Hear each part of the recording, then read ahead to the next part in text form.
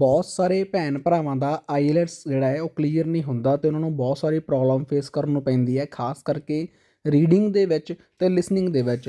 Writing ਅਤੇ speaking ਤਾਂ ਉਹ ਔਖੇ ਸੌਖੇ ਕਰ ਹੀ ਲੈਂਦੇ ਆ, ਪਰ ਜੇਕਰ ਆਪਾਂ ਗੱਲ ਕਰਦੇ ਹਾਂ ਰੀਡਿੰਗ ਦੀ ਅਤੇ ਲਿਸਨਿੰਗ ਦੀ, ਤੁਸੀਂ ਸਕਰੀਨ ਦੇ ਉੱਪਰ ਰਿਜ਼ਲਟ ਦੇਖ ਸਕਦੇ ਹੋ ਸਟੂਡੈਂਟ ਦਾ। ਲੈਫਟ ਐਂਡ ਰਾਈਟ ਤੁਸੀਂ ਸਾਡਾ ਇੰਸਟਾਗ੍ਰਾਮ ਪੇਜ ਵੀ ਦੇਖ ਸਕਦੇ ਹੋ, ਜਿਸ ਦੇ ਉੱਤੇ ਅਸੀਂ ਕੈਨੇਡਾ ਦੀ ਹਰ ਇੱਕ ਅਪਡੇਟ ਅਪਲੋਡ ਕਰਦੇ ਹਾਂ ਅਤੇ ਪਲੱਸ ਸਟੂਡੈਂਟ ਦਾ ਰਿਜ਼ਲਟ ਵੀ ਸ਼ੇਅਰ ਕਰਦੇ ਹਾਂ। ਜਿੰਨੇ ਵੀ ਸਟੂਡੈਂਟ ਸਾਡੇ ਕੋਲੋਂ ਪ੍ਰੈਡਿਕਸ਼ਨ ਅਤੇ ਉਸ ਦੀ PDF ਲੈਂਦੇ ਆ, ਜੇਕਰ ਕਿਸੇ ਵੀ ਸਟੂਡੈਂਟ ਨੂੰ ਲਿਸਨਿੰਗ, ਰੀਡਿੰਗ, ਰਾਈਟਿੰਗ ਅਤੇ ਸਪੀਕਿੰਗ ਦੇ ਵਿੱਚ ਪ੍ਰੋਬਲਮ ਆਉਂਦੀ ਹੈ, ਤੁਹਾਨੂੰ ਪ੍ਰੈਡਿਕਸ਼ਨ ਅਤੇ ਉਸ ਦੀ PDF ਚਾਹੀਦੀ ਹੈ, ਘਰੇ ਬੈਠ ਕੇ ਤੁਸੀਂ ਤਿਆਰੀ ਕਰ ਸਕਦੇ ਹੋ within 15 to 20 days.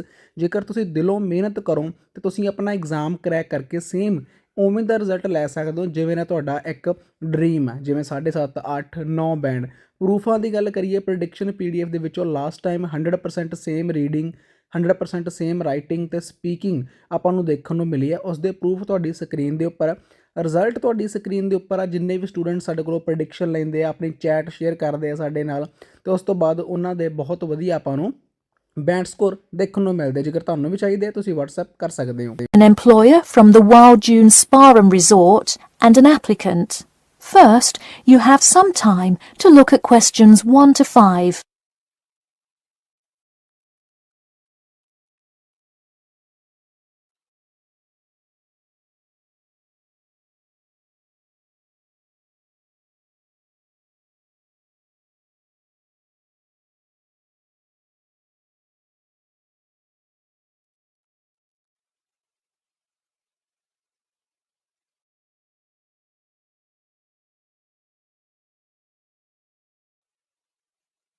You will see that there is an example which has been done for you.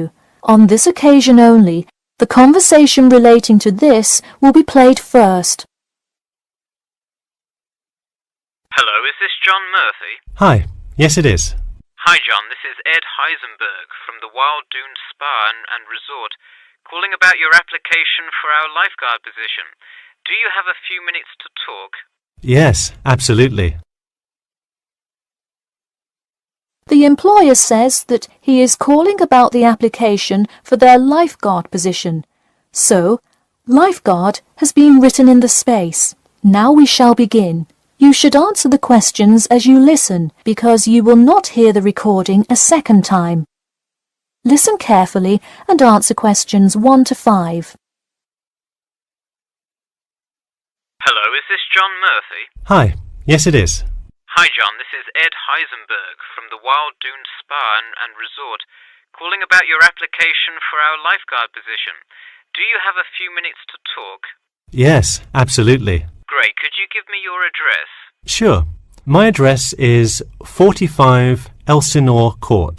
I'm sorry, was that Eleanor? Could you spell that for me? Sure, it's Elsinore.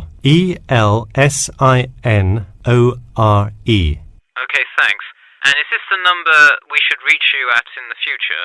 099885767? No, that's my home phone. But let me give you my mobile number instead. 077 896 245. Call me on that one. Okay, I'll make a note of that. Could you tell me your availability? Sure, I'm usually available during afternoons or weekends. I'd prefer not to be scheduled on weeknights because I work part-time as a waiter.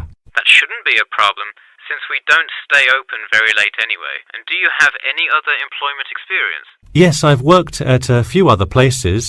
I was the baseball coach at Richmond High School last season. I see. And do you have any other experience that you would like us to note on your application? Yes, last year I worked at the beach as a rescue diver. Rescue diver? That sounds intense. Well, it's really just like being a lifeguard, except in the ocean instead of pool. So kind of like being a lifeguard at the world's largest pool. I see.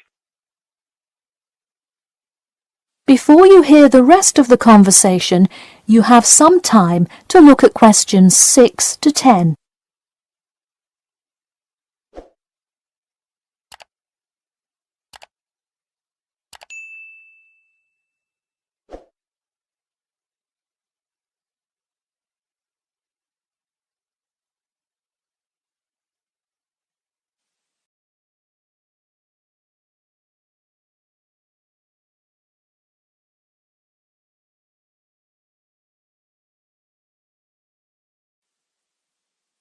Now listen and answer questions 6 to 10. So could you tell me about the relevant skills you have? I'm guessing a lot given your experience. I'm CPR certified and have 2 years of diving experience. Great, it sounds like you are well qualified for this position. When does your CPR certification expire? I think in November, but let me quickly check my CPR card. Actually, it expires in October. Okay, so regardless, you have it through the end of the summer. When is your ideal time to work? Since I work in the restaurant on weeknights, I like weekends best, specifically Saturday mornings. I see. We do already have a lot of staff available on Saturdays, but I do need an early morning shift lifeguard. How early could you work Saturday morning? I can get there by 6 o'clock if need be. You'll be happy to know we open a little later than that, but I'll put you down for Saturday mornings here. Oh, awesome. I can't wait to get started. How about you come in next Saturday, the 12th? That sounds good. Great. We can figure out other shifts for you to work when you come in then. One last thing, just out of curiosity, where did you hear about us? I heard your ad on the radio while I was driving this morning. You know, I think you're the first person who has responded to our radio ads. It's almost always people who have seen us in the newspaper. Yeah, I don't have time to read through the newspaper every morning. I've plenty of time in the car to listen to radio ads. That makes sense. Well, thanks for your time, and we'll look forward to seeing you on the 12th. That is the end of section 1. You now have half a minute to check your answers.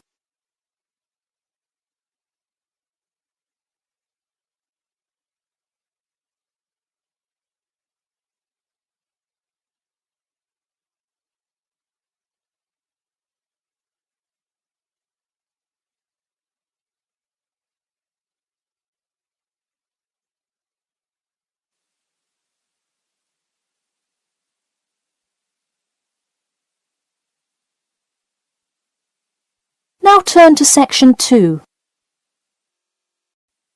Section 2. You'll hear part of a free class about safety around campus. First, you have some time to look at questions 11 to 14.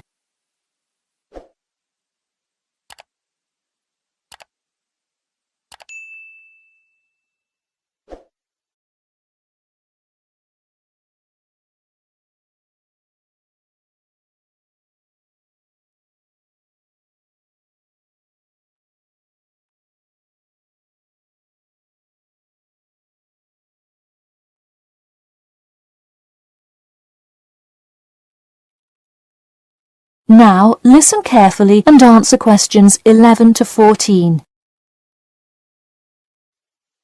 Good evening. I'm Geoffrey Miller from the University of Nottingham Student Union, and in this week's free class, Carlos Garcia is going to tell us about safety around campus. Over to you, Carlos. Thank you, Geoffrey, and thank you all for your attendance today. Also, I'd like to thank the Student Union here at the university for organising this lecture. Well, I've been serving and protecting the city of Nottingham for over 20 years now as a member of the police department. Does anyone know what type of crime is the most prevalent on campus? I heard someone say drugs and alcohol. That actually isn't too much of an issue. Violence? Nope. Actually, the biggest thing we worry about here is theft. The nature of crime on Nottingham's campus is quite different from that of the surrounding areas. Crime rates across the East Midlands are very difficult to control. We'd like to see the rate stay the same for this calendar year, but it has been increasing steadily over the past 3 years. On campus, however, I'm happy to say that the overall crime rate has fallen this year. You wouldn't think so if you've seen the extremely exaggerated stories in the media. The media has done nothing but cause more concern about crime in our area.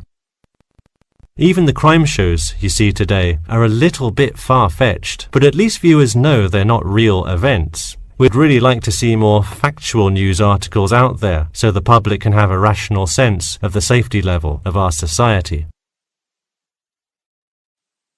Before you hear the rest of the talk, you have some time to look at questions 15 to 20.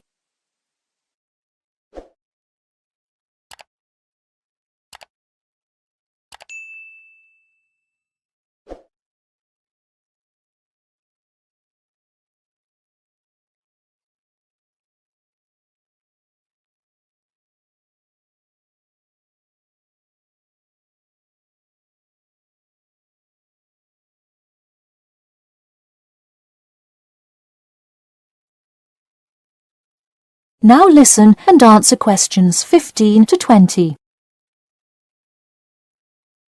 Okay, let's move on to what to do when you see a crime. Do not get involved if at all possible, and do not draw too much attention to yourself by running away in a conspicuous manner.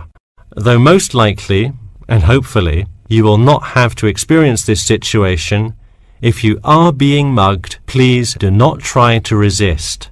Instead, be compliant and seek help after the incident. Like I said, though, it is highly unlikely that you will find yourself amidst a crime, but it is important to be prepared should it ever happen. We find that educating students and staff on the correct precautions to take is the best way to increase your safety. Just remember to be smart when you're out late at night and avoid any area or person that looks suspicious. I know it sounds obvious, but I cannot stress this enough. It's also not a bad idea to have your mobile phone with you at all times, but be careful. If you're chatting on your smartphone on your way home, you're a prime target for thieves. I'd like to see a show of hands. How many people have left work or the library after 10 p.m. to go home before? A lot of you, right? If you do have to go home late at night, please don't walk home alone. More often than not, there's someone there that will be walking the same direction as you at some point. Walk home with a friend or co-worker. Even if you must use your phone to call someone that's nearby to walk with you, it's always safer to walk home with someone. So when you're walking home, you may feel more comfortable with some sort of self-defense, such as pepper spray. Now, it's your call whether you want to carry something like this or not. However, I absolutely advise against carrying a knife or any other offensive weapon. All too often, they can be used against you if you're disarmed, putting yourself in more danger. For all those interested, the Recreation Centre offers a free self-defense class to all students every Thursday evening. While obviously an introductory self-defense class may not equip you to fight off villains like a regular superhero, it does come in handy sometimes. After taking a self-defense class, you'll surely be more aware of possible dangers and how to deal with them. So hopefully now you have a more complete understanding of the nature of crimes committed on your campus and how to avoid being a victim. I know most students at the University of Nottingham are not the criminal types, but remember that there is no barrier like a wall or something keeping non-students out. There's no army force securing the borders, and I doubt anyone wants it that way. The campus is generally a safe place, but it's not immune to small crimes once in a while. Alright, that's all I have to say for today. Stay safe. That is the end of section 2. You now have half a minute to check your answers.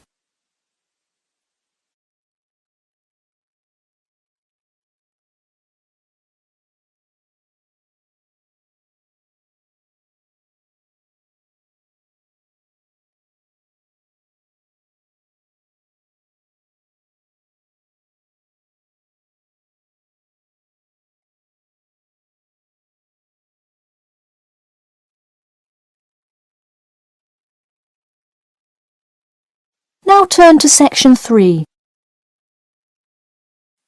Section 3.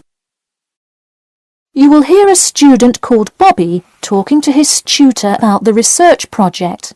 First, you have some time to look at questions 21 to 23.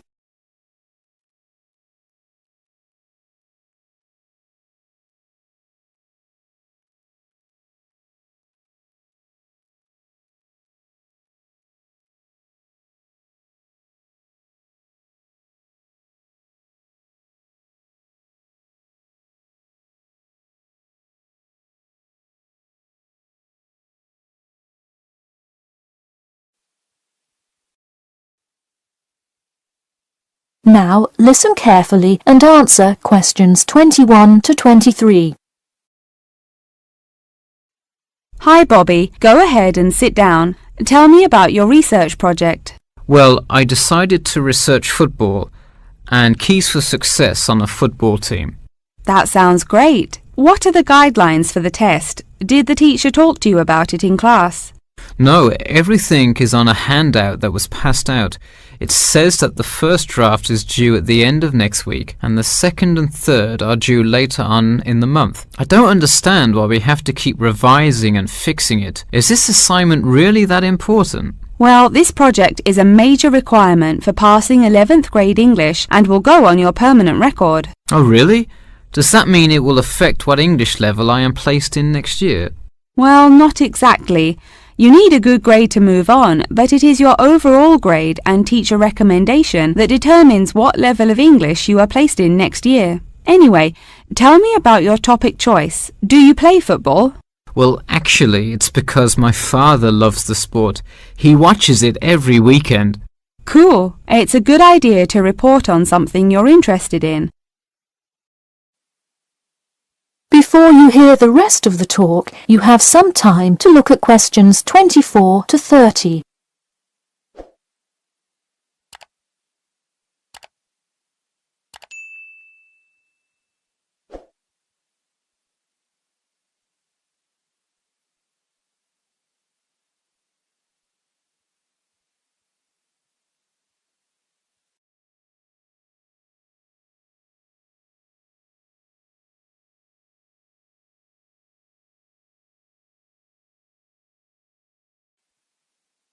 Now, listen carefully and answer questions 24 to 30. I see you worked hard calling players and the head coach to talk, so let's see what information you got. Well, you have to listen carefully to the first call on the recording. It's really hard to hear because the background noise is louder than the person's voice. Yes, it is a bit tough to discern. I'm afraid the player's answer is too short as well. You will have to interview him again and try to get him to give a better answer. Okay, I thought that might happen. I will call him again tomorrow. Moving on, let's look back at this question. You asked, tell me about a time when you learned a major life lesson through playing football and explain how that has shaped the person and player you have become now and how you hope to pass on that lesson. It is a great idea for a question, but in an oral interview it is far too complex. I would advise you to break it up into multiple parts to get a better response. I guess you're right. I wouldn't want to have to provide an answer to a question like that. I will simplify it. I found that when I asked players this question, it took too much time because they were struggling to answer the question completely. In fact, this is the question Joe Billings was answering when the tape ran out. He did tend to ramble on all the questions, didn't he? He sure did. I would recommend that when you go back and interview players again, that you use a more sophisticated recording device. This recording is spotty, which indicates that the equipment wasn't working consistently. Okay, I guess it probably wasn't the best idea to use the sound recorder on my phone. Hey, could you give me some feedback on the content of the report itself? Sure, let's start by focusing on your topic. While I like that you chose to cover football, it seems inexplicit. The keys for success of a player and team is quite an interesting topic, but what is your thesis? That is to say, what conclusions can you draw from your research? I would suggest coming up with a strong thesis statement and then shaping your report based on that. Is it really too vague? I put a whole lot of facts into it. I list the top 10 goal scorers in football history and later on provide statistics for a few of the most famous coaches and their records as coaches. I think that's great that you included these facts, but I think you focus too much on the facts and not enough on connecting these facts to make your point. Ah, I see. Okay. So it looks like I have quite a bit of work to do before the deadline. That is the end of section 3. You now have half a minute to check your answers.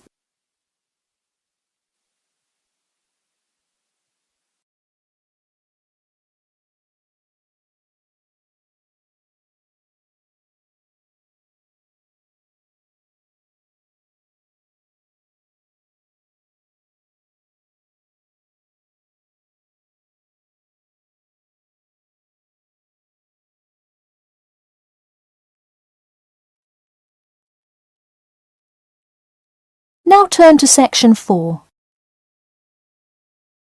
Section 4.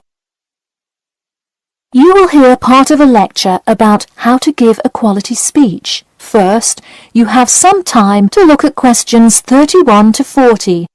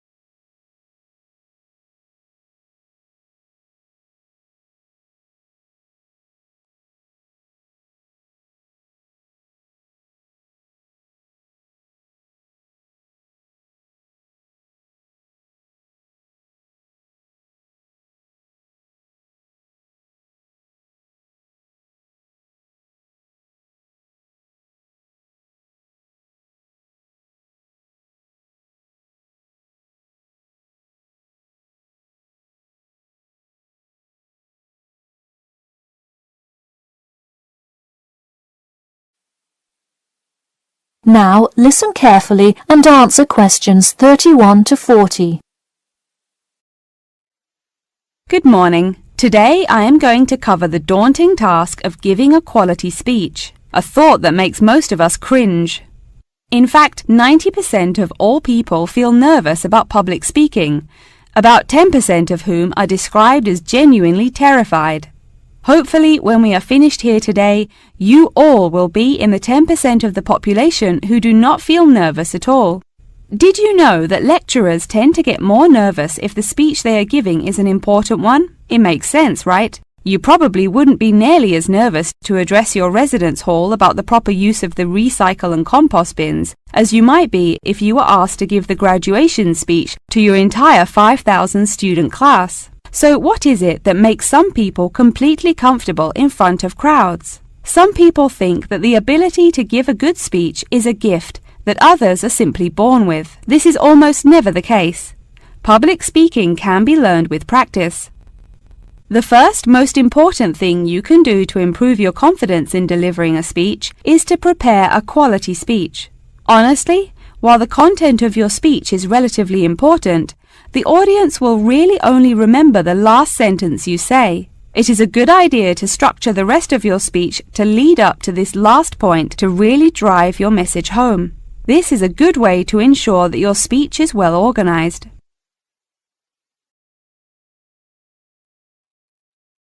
Once you are confident in the quality of the speech you have written, the rest is just about your stage presence. Let's go through some do's and don'ts of public speaking. First, you want to command the attention of the room. Do not, I repeat, do not proceed with your speech until the audience is paying attention. Even Martin Luther King Jr.'s I Have a Dream speech wouldn't have made any difference in the world without the undivided attention of his audience. To continue with the I Have a Dream example, one of the reasons that MLK was such an effective orator was his ability to speak with passion and engage with his audience. That sort of charisma does not come from reading straight from paper.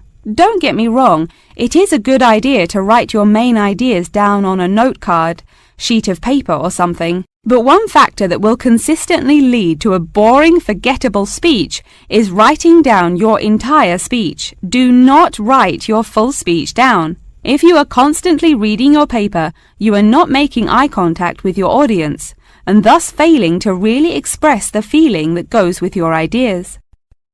I advise you write 1 or 2 ideas, so if you suddenly draw a blank, you have something to jog your memory. If you've written a good speech that you believe in, those ideas should be sufficient to keep you on track. Once you have those ideas written down, give your speech a few practice runs in front of the mirror, into your sound recorder on your phone, or with a friend before it comes time to address a crowd. That way, you can hear how the ideas come across, make sure there are no abrupt transitions, and find out whether you are talking too fast or too slow. Timing is important. Make sure you time yourself beforehand to see how long your speech is. That is pretty much it. With practice, you'll be able to deliver an expert speech that engages and even maybe inspires your audience. Just remember, speak with emotion. No one wants to listen to someone reading from a script. As I come to a close in my speech, I'll point out that I have employed all of these tips that I have covered. I practiced my speech ahead of time and timed it, and I can even show you my one small index card with just 3 simple bullets on it. It's as easy as that. That is the end of section 4. You now have half a minute to check your answers.